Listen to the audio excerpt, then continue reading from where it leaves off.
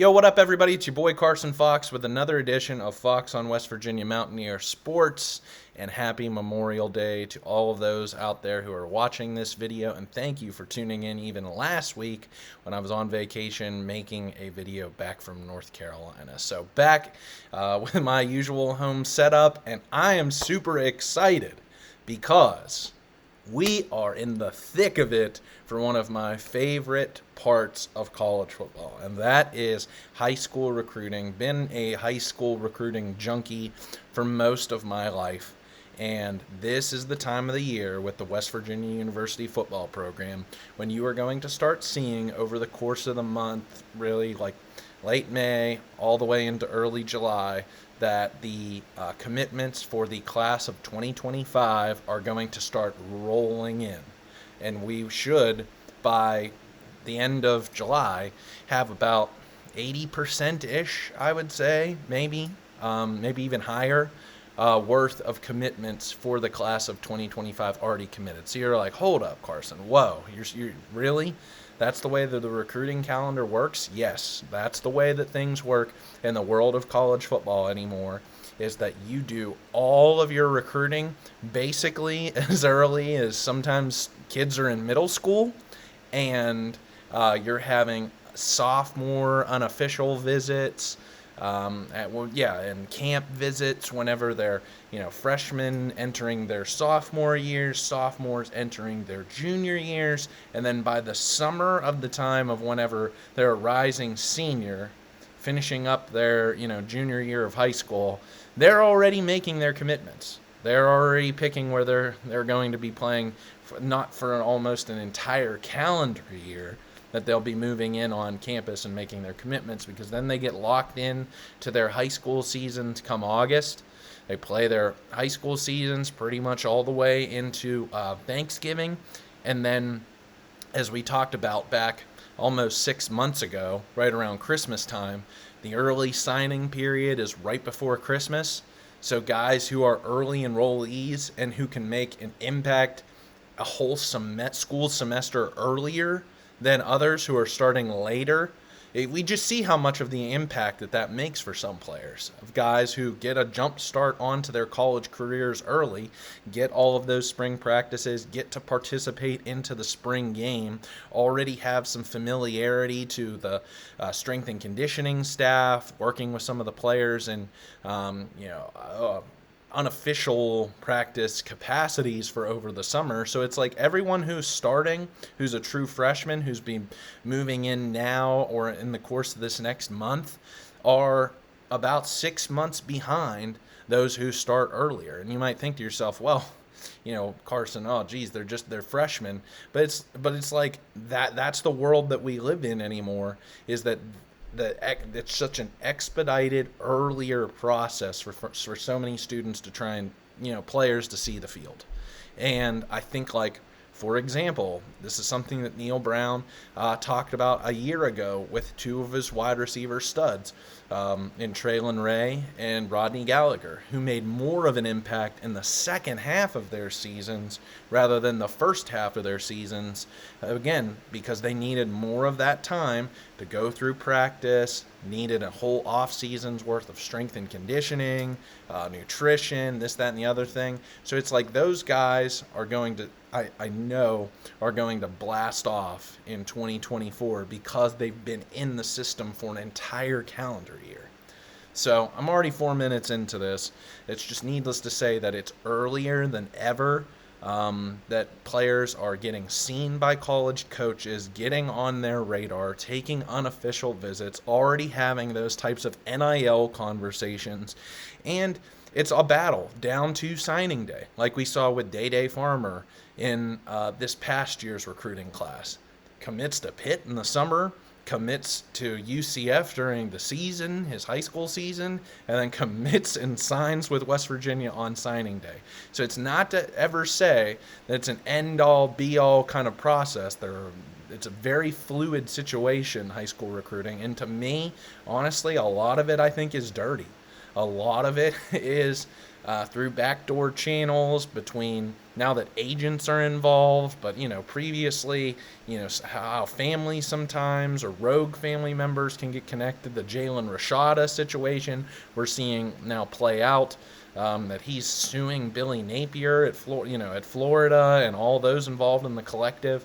So it's sometimes it's an ugly game, but as it pertains to West Virginia, this is the last of what I said back almost 6 months ago when I was talking about the Duke's Mayo Bowl game, and we could kind of pause on the regular season for the 2023 season and then look ahead already to 2024. And what I said first and foremost was the things that Neil Brown and staff needed to do between now and next football season to put the program in the best possible position for 2024, because this is a very important 2024 season. And number one, retaining that indispensable list, winning the bowl game to get to 9 wins for a 2023 feel-good season for himself and the program, replenishing the depth and upgrading in the transfer portal, getting Zach Frazier drafted, Beanie Bishop, Doug Nestor, unfortunately we're not, so another year of just a singular Mountaineer being recruited drafted into the NFL.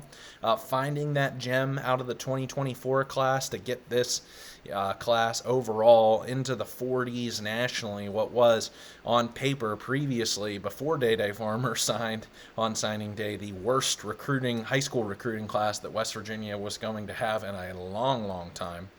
And making a philosophical defensive change. I'm going to save that point and talk about that later in the summer. I don't think it's pointed out. But the last thing I said as part of the off season of 2024, pulling a big fish or two in the 2025 high school recruiting class, and this is it. This is the time. West Virginia missed on a guy that I've really had my eye set on was Deshaun Burnett, a 4-star, 6'3", 220 outside linebacker, 4-star from Imani Christian in Pittsburgh, choosing Penn State over the Mountaineers. Previous visitor on campus, and I got to give a shout out to my guys over at Mountaineers Now. They've put together this awesome hot board. I'm not a guy who's necessarily going to track the whims and desires of really 16 to 18-year-olds. I'm kind of past that point in my life now, so it's not like I'm watching what they're tweeting every single day and this and that, but the guys over at Mountaineers Now do a great job of tracking. I think they have on here on this website I'm looking at about 17, 18 guys that West Virginia has their top targets for this recruiting period. So this is fantastic, and you can see down at the bottom of this article the dates in which these players are coming on official visits over the summer. So go to that website, check that out to see those top guys. So I won't spend my time necessarily on talking about each one. Again, I'm not necessarily don't know these high school players and can speak to their ability to how they translate and play for this team. Not yet. It's not. I don't think it's at that point just yet that we should even be talking about that. But what I will say about recruiting is I think West Virginia for the 2025 class is off to a pretty good start. Better than they have been previously. 7 commitments as of today, and at varied positions. 3 of those 7 being on the offensive line. And awesome to see in the last month or so, a guy from they've made some inroads at one of the powerhouse high school programs in the state of Maryland at Our Lady of Good Counsel in Olney, Maryland, pulling out Aiden Buchanan, a 6'8", 325-pound tackle, so great size. Kind of reminds me of like Pat Egger, I would say, if you remember him from the late 2000s days. Like, look at that size, 6'8", 325, holy crap. But then also pulling his teammate, Gavin Crawford, who was just a bit higher rated, according to Rivals, of a 3-star recruit at 6'4", 300 pounds is the way they list him. So also with Kyle Altuner, who's coming in as a freshman this fall. Wow, you have 3 guys out of 2 classes, all on the offensive line from one particular high school. Really nice pipeline to have from good counsel to Morgantown. But then West Virginia has its quarterback of this class already committed as of now. I would say, if as a guy, the quarterback, Scotty Fox out of Mentor High School, a 5.6 rated 3-star recruit as of now. But I like some of the, and that's kind of like a tenet of how that I rate these guys, or kind of my perception of them are not necessarily the stars, but I do agree more times than not that the stars do matter. In today's world of, there's so many different high school football recruiting websites out there. If these guys weren't good, if these guys didn't know how to do their job, they wouldn't be in business. They wouldn't have the jobs that they do have. So to have these guys rated where they are, it's not a foolproof system, but there is some science to it, and they get it right more times than they don't. So while West Virginia only has 3 stars committed right now, all their recruits being 3 stars, that is, you have varying degrees of those different 3 stars. So Crawford being the big one as of now, Jackson Aquardi, the 6'7", 240-pound tight end from DeForest, Wisconsin. Also a 5.6 rating on Rivals. And also Tyshawn Dews, a 5'11" speedster wide receiver out of Hurricane, West Virginia, at also a 5.6 rating. So not to say that these 5.5 guys aren't going to make it, or just going to be depth pieces that have to work their way through and not play till their 4th season in Morgantown. But it's just like, but I like what I'm seeing from the other schools that these players are being offered by. So if you're seeing only West Virginia and a whole bunch of G5 or FCS programs that are offering these guys, sometimes to me that's a red flag. And we saw a lot of that out of the class of 2024. And that's what I said back in December is I don't know how many of these guys will end up being Mountaineers if they're developed for a year or two, realize that they just can't make it at West Virginia, and they leave. But off to a good start with what I see out of these 7 commits. And when I look across that Mountaineers now hot board of all the recruits, I like the schools that West Virginia is competing with for some of these players. Yes, that makes it harder, but if West Virginia is putting its resources into guys that you think, can be impact players early on, that's great. Because and you might be asking yourself as a Mountaineer fan, so what does West Virginia necessarily have to sell? And I think that West Virginia is in a much better place right now than it was 12 months ago, because everybody, and these including competing schools who are using negative recruiting against West Virginia and Neal Brown's job status, impacting the staff and impacting whether these players and their families, and we know how much coaching relationships matter for prospects in their development, is they want to get to know everybody. They want to feel like they're already a player without being a player before they commit. And then do they have sort of a development plan, a 4-year, 5-year development plan for them, and where do they see themselves fitting into the system? And then, of course, NIL is a component to all of that and what you're going to be able to compensate them. So from an NIL perspective, I don't want to dive in too long on this because I can get very long in the tooth on this. West Virginia, as we saw out of this past year's retention efforts, West Virginia is light years ahead of where they started out in 2021, even into 2022, with Country Roads Trust and how they're able to compensate players. Now, West Virginia hasn't necessarily shown that in the high school recruiting type of, and I don't know how much that NIL factors into that, but it's just reading between the lines, hearing what Neal Brown and staff say, that they are more apt and more inclined to respect, I guess, players through their retention efforts as they get older. And that kind of parlays into what Neal Brown's whole development program that he's talked about West Virginia for years, is that he wants to, if West Virginia can't necessarily compete with the Georgias, the Ohio States, the USCs for the top 5-star, 4-star recruits, and they haven't for 20 years, then West Virginia is going to go out there and they're going to find those diamonds in the rough. They're going to develop them so when they get to 21, 22-year-olds and they're playing against guys who there are, a couple of years younger or more than them, that they're going to be more physically advanced and they're going to be able to compete. So there's got to be a happy medium, in my opinion, because that is what takes this program to the next level. And that's what I really hoped for Neil Brown transitioning from Dana Holgorsen to this Neil Brown regime. Because let's face it, and this is pretty much common knowledge anymore, is Dana Holgorsen, and this is why he got fired from Houston in addition to not winning, but he was coming off a 12-win season and then have one bad in the Big 12. Your first year in the Big 12 was he was a lazy high school recruiter. Basically gave up on the state, his own home state of West Virginia, looking down upon players who were in state, not thinking they had the ability, and he was basically using the transfer portal before that was a thing. In trying, especially with his quarterbacks, never getting a high school recruit that he recruited at the quarterback position. So that's what I've always thought for this program since the later days of Rich Rodriguez into the early stages of Bill Stewart.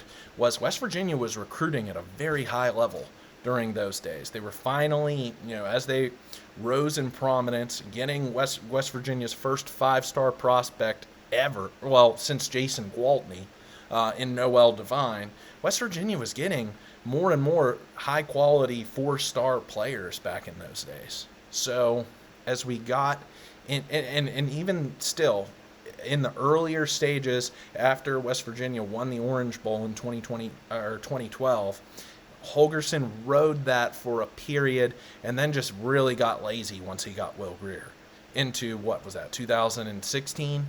After West Virginia was coming off a 10-win season, got a contract extension, all that, and we saw how that impacted really 2019 into 2020. Now, West Virginia, under Neil Brown, really struggled with its 2019 high school recruiting class, 2020 recruiting class, started to have some hits, I would say, with the 2021 class, had a few hits in that 2020 class too, but more so in 2021, and has gotten steadily better as time has gone on. Yes, NIL and the Country Roads Trust's involvement in that plays a huge part. Also, all of the facility, but I don't think West Virginia has been able to capitalize on this as much as they should have. You heard Nico Marchiol said this during his recruitment, 3 years ago, that West Virginia had the best athletic facilities of any school that he visited. And I know Florida State was one of those schools that he visited. So West Virginia wasn't able necessarily to capitalize on those brand new facility improvements to the level that it really should have when they were brand new, because they were just marred in mediocrity. So now that Neil Brown has stability with his contract situation, at least enough so that he can regurgitate that message to prospects and their families. Man, we can make this a topic for another show at another day, because I know if you're like me, and if West Virginia doesn't at least get to say 7 wins, don't hold me to that number. I'm going to talk about that later this summer. But if West Virginia has a failed season of 6-6 or worse this upcoming year, yeah, Neil Brown should probably get the axe.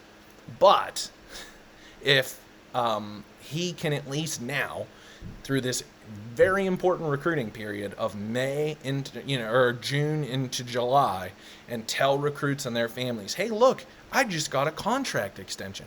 I'm going to be here for your entire 4-year playing career. And how the assistants have gotten, by the way of cutting into Neil Brown's contract, gotten pay raises out of that money.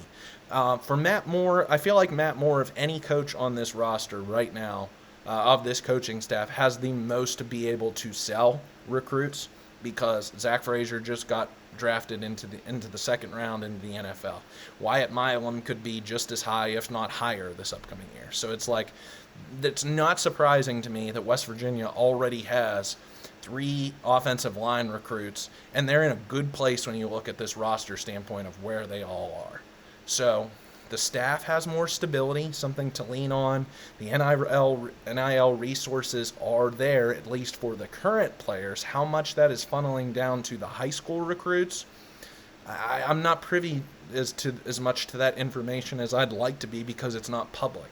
And it's not something that's necessarily been talked about for at least a couple of years now by Stephen Ford at Country Roads Trust. Hasn't been talked about by Ren Baker, the athletic director. I mean, somewhat. I'm looking at Country Roads Trust $1 million May campaign that they did a year ago, and it seems like West Virginia is right on track to potentially score that $1 million worth of investment, which is kudos to Mountaineer Nation. Once again, that still, even though we're in this weird period between when NIL is going to be brought in-house, really through revenue sharing from the schools to the players, and how that's going to shake out now that the House case has been settled, and that still fans like you and me and other, big time boosters out there are, paying the money to be able to afford these players to stay as part of the program. So it's still a weird period right now. So I give a lot of credit to all of those who are contributing to Country Roads Trust, and hopefully we see that for some of these players. I'm looking at some of these guys like Rashad Johnson, safety out of Florida. Looking at the list that West Virginia is going to go up against in recruiting: Texas A&M, Tennessee, Penn State, Ole Miss, Kentucky, a lot of SEC programs I named just there, or their number one offensive recruit, at least 1A or 1B, running back DeAndre Desanor, running back also out of Florida.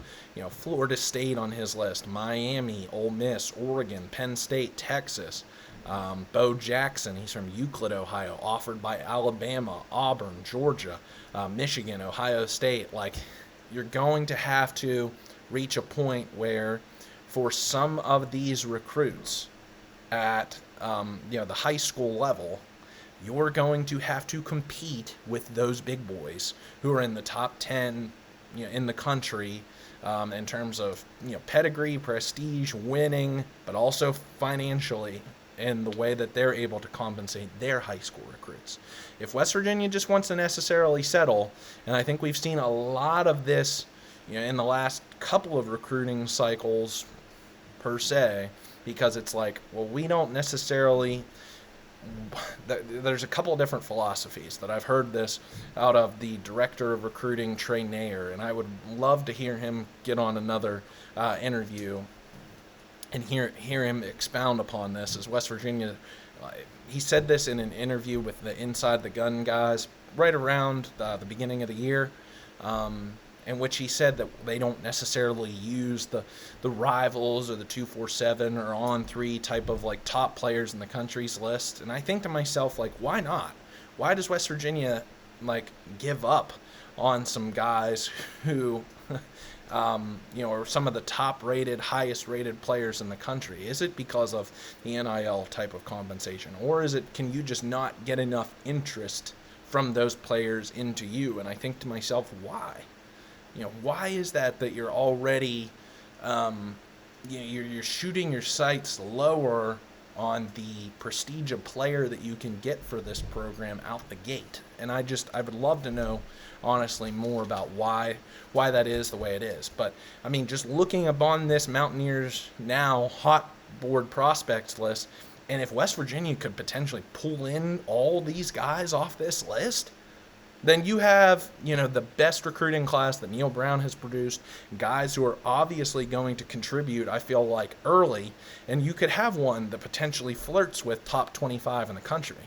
Now, you have to have consistent years of where you're flirting right around, for West Virginia, and I'm just going based on about 20 years worth of history here, is if you can put multiple recruiting classes that flirt around the top 25 in the country. I'm not talking about 1 to 25. I'm talking about anywhere in the ballpark of 25 to 30, or maybe even a little bit, higher than that, 23. And West Virginia can put together the type of, I know we don't have these anymore, but BCS Bowl type of caliber seasons that West Virginia, at least fans like myself, feel like they're accustomed to. So, I guess that all means to say is, so should West Virginia be targeting? What are some of the position groups? Now, high school recruiting is such a challenging endeavor, again, because it's not, it's not perfect. Pat White was a 2-star wide receiver recruit to LSU who ended up getting that quarterback offer by Rich Rodriguez to play at WVU, and we all know the history with how that played out.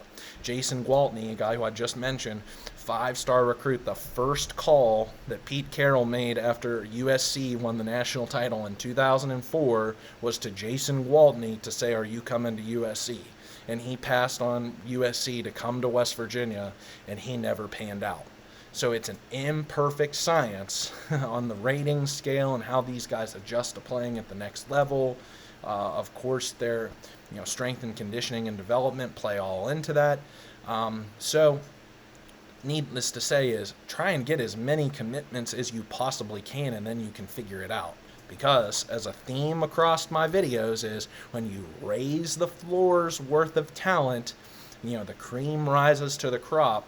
And I know in this world of roster management, it's crazy trying to follow the players. But, if you can't keep up in your development from year 1 to year 2 and beyond, the transfer portal, as Deion Sanders at Colorado said, the transfer portal's right there, out the door. So I don't get necessarily as worried about transfers out of the program if they're not quality type of players that I know, and see flashes. I'm not as worried about a Sean Boyle leaving, for out of this program as say I was, a guy like Tomiya Durajay, or even to a certain extent a Mike Lockhart or a James Hurd, because I didn't think that he was, or even E.J. Horton, the type of caliber of player who's going to be one of these, either stars in the future, in the current or in the future. So, looking quickly, just giving a brief look up and down the offensive roster, and I don't think, because you are still held to that 85 scholarship limits. In looking at next year's roster at the offensive position, quarterback, West Virginia's pretty set. And they have Scotty Fox. If he's their guy, I like him being, added to at the 4th string behind a Nico Marchiol, who will be taking the reins from Garrett Green at the gunslinger, most important position on the field as the offensive captain. And so I think West Virginia can be pretty choosy if it wants to recruit a second quarterback, either, one that you think is better than Scotty Fox, or if he's your guy, so be it. That's great. I'm fine with either way. But I like where they're set at quarterback. Running back, I like the room also. Yes, Jalen Anderson has another year's worth of eligibility after this season. C.J. Donaldson, if he doesn't go pro or doesn't go elsewhere, also has another year's worth of eligibility. So at running back, you're very young. I don't think that West Virginia needs to have more than one running back type of commitment. Otherwise, you just have too many mouths to feed in that backfield. So if you can get a DeAndre Desanor, does that eliminate Bo Jackson? I love that name, Bo Jackson, off your list, or vice versa? I don't know, but I'd love to have at least one of those two in your running back room. At tight end, there's a lot of players. Now, I think that this tight end room will be a bit in flux come next year, because Cole Taylor's only got one more year worth of eligibility. Traylon Davis potentially is more of your blocking tight end. And West Virginia, much to my chagrin, used one of its scholarships now. I mean, I love having Mountaineers on this team, don't get me wrong, but West Virginia didn't need this Greg Genros, JUCO recruit, good size, at tight end to use for this year. Got another year's worth of eligibility to play potentially next year to get him in for the system. But couldn't you have then found a tight end in next year's recruiting class? because I'm going to talk about a position I feel is like very thin, at least right now, that West Virginia should have targeted it in the transfer portal, and who knows, maybe they will get another guy in the transfer portal at this position. But tight end, they have that Jackson Aquarty already committed. So if that's West Virginia's one tight end recruit, I think like that's the way West Virginia wants to do it, is just have one tight end recruit a year. Saw this with Jack Samarco in this year's 2024 recruiting class. 2 years ago it was Noah Bram, and then you got two guys who I feel like I don't know if they have a position or future on this roster, and Victor Wickstrom and Will Dixon, or if they're guys who are just kind of settling into backup and special teams types of roles, third and fourth years into their development. I think that move by adding Jen Ross pretty much nixed any sort of possibility for Will Dixon. So who knows how long they will be Mountaineers. But also, similar position, I feel like, a group that West Virginia is very set in, because they're bringing in 4 true freshman wide receivers in this year's class to add to a room that, shed a lot of fat. I felt like in Jashawn Polk, Grayson Malashevich, E.J. Horton, Jeremiah Aaron, and Davis Mallinger. So at the wide receiver position, West Virginia is really set, I feel like, into even next season, 2025, because if Justin Robinson plays this year, the new wide receiver recruit, and I don't understand that one as well. If you followed my program, I said that I felt like West Virginia was really set at wide receiver. And, if you had Bray, Clement, and Traylon Ray as your top 3 guys with Cole Taylor at tight end, there's your 4 highest pass catchers. And you could kind of supplement that with your Rodney Gallagher, with your Preston Fox, and then getting some of the running backs involved. I don't know why West Virginia needed to use a scholarship and NIL dollars toward a wide receiver that they didn't necessarily need, or may just see in use of some special packages in the red zone because of his size. Is he going to be a guy who's going to take away targets and really one of those starting roster positions from, say, a Hudson Clement or a Traylon Ray? To be determined, but I don't necessarily agree with that move. So if he's your only loss next year in recruiting, I think West Virginia can be very picky with its wide receivers that it goes after this year. Again, quality over quantity at this point with how stacked this room is. Try and add that floor, because you're bringing in Day Farmer, you're bringing in Brandon Raymond. So I like what at least those 2 guys can add immediately to the wide receiver room. And who knows, maybe Don Collins and Keyshawn Robinson can compete for years down the road as they get bigger, faster, stronger.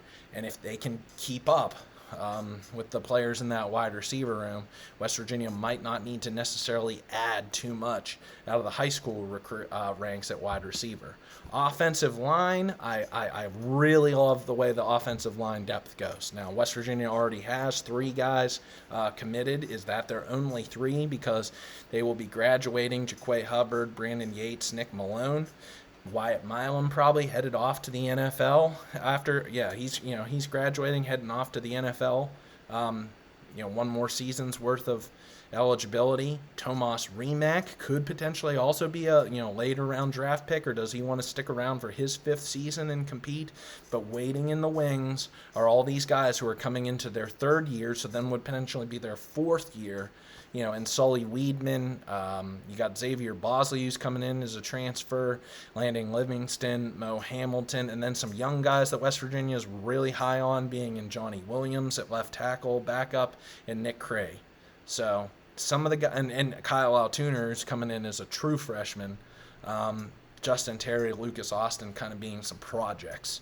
So I think West Virginia is pretty set already, on May 27th with its offensive line prospects. But again, quality over quantity if you can find those guys who are higher prospects who want to play for West Virginia. This is where I think West Virginia needs to get creative, and I know I'm already 34 minutes in, so I don't want to take up too much time.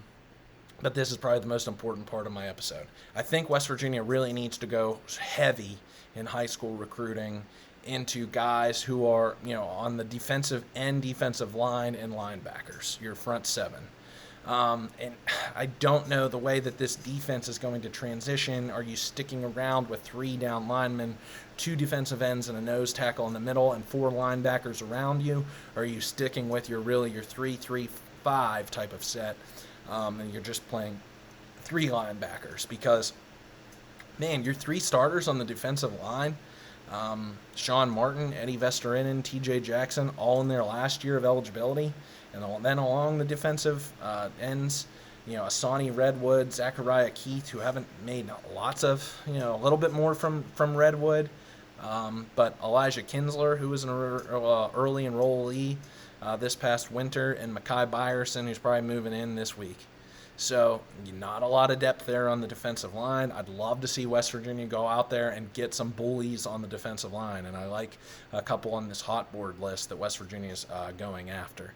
At nose tackle, same difference. You graduate Fator Mamolba, Hammond Russell being his 5th year, Corey McIntyre being his 3rd year, Nate Gabriel being his 2nd year. I'd love to see West Virginia add another nose tackle or 2. Get some beef, get some size, get some 300-pounders on that defensive line and contribute. At the linebackers, so I would love to see at least 2 defensive ends. I'd love to see a nose tackle. And then do you want to have 3 linebackers, a Bandit, a Will, and a Mike? Are you trying to expand to go to a 3-4?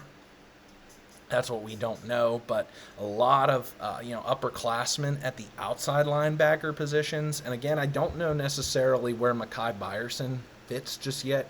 Is he hand in the dirt defensive end, or is he a stand-up outside linebacker like we saw out of Obina Onwuka in the spring game? Because I like Onwuka kind of as the backup, the protege behind Ty French at one of those outside linebacker positions. And then along the other side, you got Tyron Bradley and Tara Simmons, who are both seniors. So what are you doing there? Or if it's just one outside linebacker, you graduate 3 seniors. And then is Orion Fisher ever going to max out, at his size, 6'7", 225, to play an outside linebacker, kind of rush end? I don't know. I think he's got to put on way more weight, and I think he's already put on, some weight within his first year. So to play at that level, I think you got to play at 250 if you're going to play outside linebacker in today's Big 12. So at the middle linebacker position, I kind of like Mike and Will between what Reed Carrico's eligibility and Josiah Trotter. Like where you're at there. Also Trey Lathan and Ben Cutter. If you want to add another to that room, don't know necessarily what you're going to get out of Ricky Williams just yet, true freshman, and same with Curtis Jones, who I think is kind of a developmental player who's going to take multiple years in development to play at this level. And then in the back end, it's just kind of funky. Safety, I think, is more important right now, at least I would say, in recruiting, because you're going to graduate Anthony Wilson, Aubrey Burks is going to go pro, and Jaheim Joseph, who's in his 4th year, who knows with him, if he's especially a starter and balls out this year. So behind him, I like what we saw out of Jacob Boyce and Zay Jennings in the spring game. Raleigh Collins is a guy who I feel like this is a very important year for Raleigh Collins and his development, and being able to finally contribute in his 3rd year for this program, probably in a 2nd string role. So safety's thin, thinking you're going to have to either add one piece from the high school level and a transfer or 2 next year to supplement it. So I want to see what West Virginia can do at the defensive backs level. Cornerback's a mess and has been for multiple years. Just feels like since 2022, when you had that mass exodus of, Jackie Matthews. Hold on, I have this in my spreadsheet. It was Jackie Matthews leaving, Nick Troy Fortune, and Daryl Porter. And then you added with Wesley McCormick and Rashad Ajayi in 2022. It's just been a bit of a mess, and then Charles Woods. Barely gave you anything in 2022 and then transferred out last season. So right now, West Virginia has brought in 5 transfer corners. The only 2 who have multiple years of eligibility, Aiden Garnes and TJ Crandall. out of Duquesne and Colorado State. So Garnet Hollis Jr., Dantes Fagan, and Kokora Tarnu, all only 1-year guys. So it's hard to tell what's going to happen with Jacoby Spells. Missing the spring, by adding a Dantes Fagan, by adding a Kakaru Tanu, does West Virginia see Jacoby Spells playing this year among guys that they spent NIL resources and bringing them in to contribute for 1 year? Or I don't know. I'm very curious to see what happens with Jacoby Spells for this upcoming season. Does he take a red shirt? And if so, missing a spring, missing the whole season, the writing on the wall is, unfortunately, and it's not always West Virginia's problem or fault in this case, the guys sometimes when they're in their 3rd year's worth of development, they're not seeing a lot of playing time. Even if that's due to injury, they go elsewhere. So I really hope that the injury is not as bad as was led on to potentially believe, as to why Spells didn't play in the spring game, that he'll be back for game 1 against Penn State, or it's not going to cost him enough of worth of a season that it's just a forfeit, and you should just redshirt him and save that year to compete for 2025. So don't know about this cornerback room, especially from the young guys that they've added. The Jackson brothers, and then the 2 guys that they got out of this year's recruiting class, Chris Henry and Keon Washington, 2 guys who didn't have really a lot of, high caliber offers around them. Other schools that West Virginia was competing for these guys. So I don't know. The cornerback position is so in flux right now. I figured just, keep throwing meat at the wall and see what sticks. So get a couple of more cornerbacks or guys who can play multiple positions. Maybe one of these other safety position guys. I'm thinking like a Jason Cross, who apparently is being recruited as a safety, or the other 2 could, switch across to play corner. But I just keep adding some talent there, and hopefully the talent rises above, and West Virginia can finally get some stability in the next year or so to come at this cornerback position. But it all depends upon what happens with Spells, I feel like. Because you do get Aiden Garnes and you get TJ Crandall, but I don't know. Sometimes I rely more on the homegrown talent that you have in-house rather than these guys that you get out of the transfer portal, but in hopes that maybe in their 2nd year they really maximize on their potential.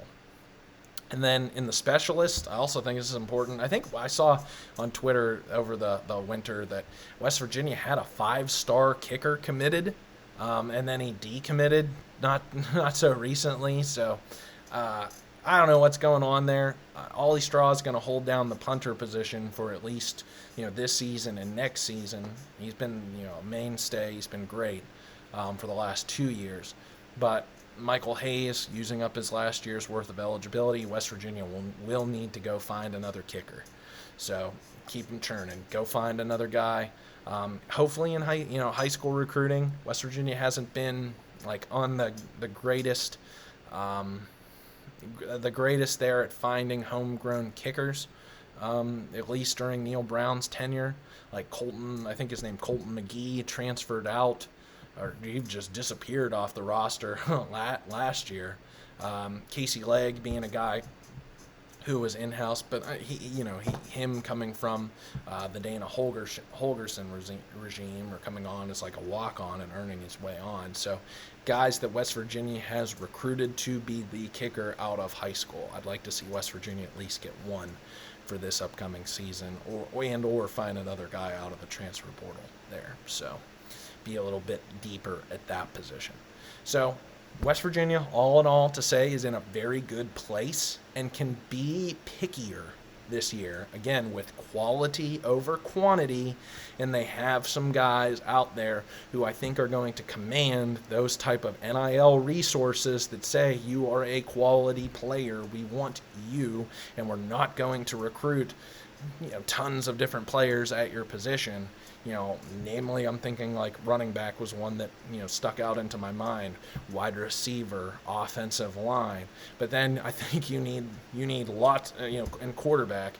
But on the defensive side of the ball, still trying to figure some things out in the front seven, or at least I would say on the defensive line and the outside linebackers. And then behind him it's safety and at least a cornerback or two. So wouldn't be shocked at all if this was a higher in terms of total volume of commitment defensive class. That's what I'd like to see, more defensive guys signed by West Virginia out of this recruiting class, but we'll take as many as we can get, and we'll see where it all shakes out. So that's what's the fun of this with high school recruiting. So love to hear your thoughts on this. What are some of your positions that you see of need of West Virginia for 2025 and beyond? Looking at this roster, how do you hope that this goes? Do you think West Virginia's recruiting strategy of putting all your eggs into the basket of the summertime June visits and these camps, do you think it's working? What would you like to see West Virginia do better of in high school recruiting, and how can West Virginia take that next step into once again competing for top 25 in the country recruiting classes? So love to know your thoughts. If you like this video, hit that like button. I'd love to have you a subscriber as we buckle in, have more video content for you to talk about this upcoming football season over the course of the summer as we get into Big 12 media days and fun stuff like that. So love to have you as a subscriber on my channel, and thanks for tuning in. Tell your friends, tell your family, tell your dog. I do this each and every week and have a lot of fun doing it. Let's go. Hail West Virginia.